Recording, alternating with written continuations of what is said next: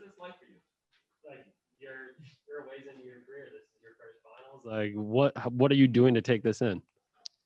I'm excited to be here, just enjoying the moment, and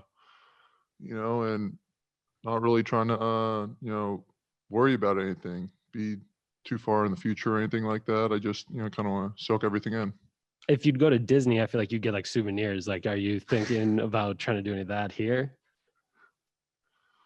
If there's a souvenir shop, I'll probably get my wallet and buy something. So I don't know, maybe that's what the NBA is missing out on, like merchandise for the actual players. I don't know. That's the new angle, Eric. Thank you. For you, just what have you thought of the way that, Bobby and PJ have kind of helped give that edge, that toughness? I was talking to Bud about it the other day, and, the veterans you had last year in George Hill, Marvin, think of as calm, chill, like individuals, but Bobby and PJ kind of bring that edge. What do you think that has done to your kind of like locker room chemistry? Yeah, I mean, just the way Bobby and PJ play any game, whether it's, a preseason game or game 6 of the Eastern Conference Finals, they're just going to play with so much energy and so much intensity. And that is just naturally contagious and everyone feeds off it. People can't help but feed off it. And so it is so big time for us.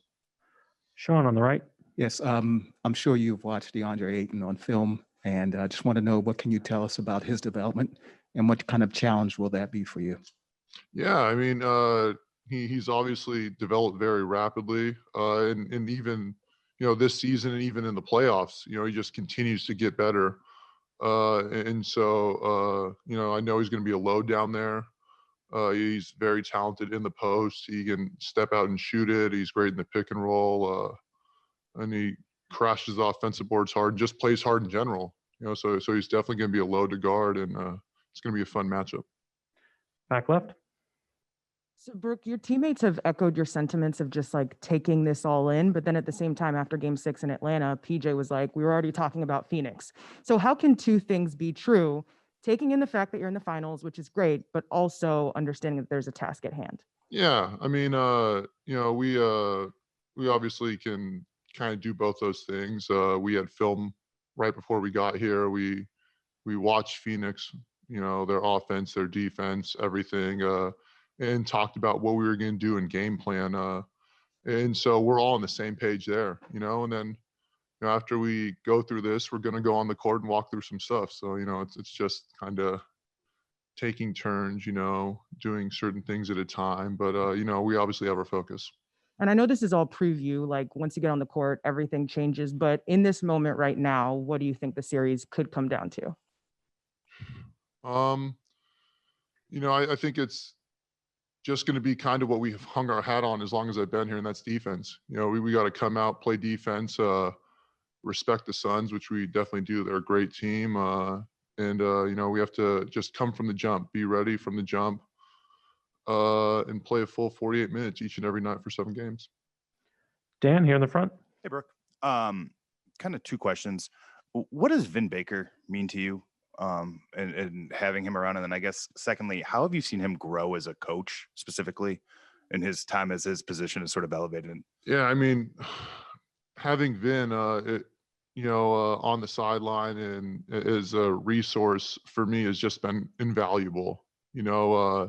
It's, I mean, at first for me, obviously, just as a basketball fan, I was like, this is awesome. I got Vin Baker, very much as my big man coach, but, just getting to know him, and becoming great friends, almost like family. I call him my older brother, and to have him on the sideline, someone who's done everything in the NBA, been through what we're going through right now. It's great to see, and it was actually real special. We were talking, he said, he'd never been in the finals before, so he's living through this as we are too. And so it's been a special bond that we've created, and he's such a great basketball mind as well. Like I said, just having played on an NBA floor, he sees things sometimes the coaches miss. He knows what it's like. And so it's very special having him on the sideline.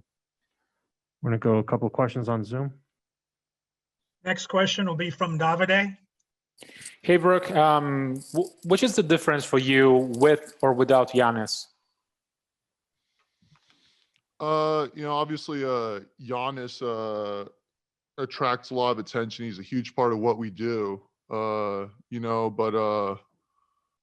think in a way, with or without Giannis, we know we have to just go out there and play Bucks basketball. We're gonna have to play great team basketball, rely on each other, play together, and again, play great defense. Play great defense for 48 minutes.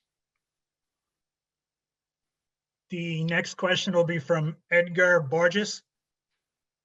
Hey, Brooke. Congratulations on going to the finals for the first time. My question is simple. Both Phoenix and Milwaukee, they have same parallels on the way to the finals. So what's the most tricky part for you on the Milwaukee side? Can you please repeat that one more time? What's the most trickiest part for you on the Milwaukee side, on the parallel to the road to the finals? I'm not sure exactly what the trickiest part was. On the road to the finals for us, we had, I think, different matchups each round. Miami obviously gave us a different look. Brooklyn was different, and Atlanta was different. And I think honestly, Phoenix will be a different look. And so it's kind of like what we've been doing all season long. That's just obviously respecting our opponent, but focusing on ourselves. We'll take two final questions in here. Lisa in the back, and then on the second row. And Brooke, obviously, you guys' goals always like the championship for the past of 2 or 3 years, right? But is there any moment in these playoffs you feel like the goal is more clear for you guys? Is there any moment? I don't know if I can speak for everyone, but for me personally, I think there hasn't really been any doubt for me throughout this playoff run. Just whether we were up 2-0 against Miami or down 2-0 against Brooklyn, I think I've had that confidence, and I kind of changed what I said earlier. I'd like to be able to speak for everyone else and saying that we've all had that confidence going through, that we can achieve that goal of winning a championship. Hey, Brooke. Tomorrow, there's going to be 17,000 fans. It's going to be rowdy. It's going to feel relatively normal. Is it hard to believe that, 8 months ago, teams were getting schedules knocked off because of COVID? There was nobody in the crowd. I mean, just kind of put in perspective what this journey, not just for you, but everyone has been this season. Yeah, it's definitely been bizarre. I mean, we were in Chicago maybe, it might have been a couple weeks before the season ended, and they still didn't have fans in the stands.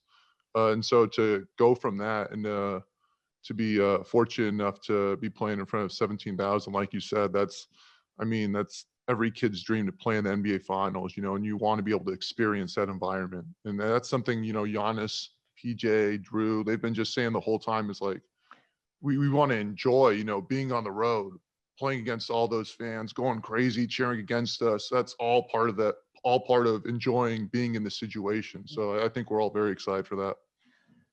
Thank you, Brooke. Thank you, guys. Look at that. Wow, Drew, that's incredible.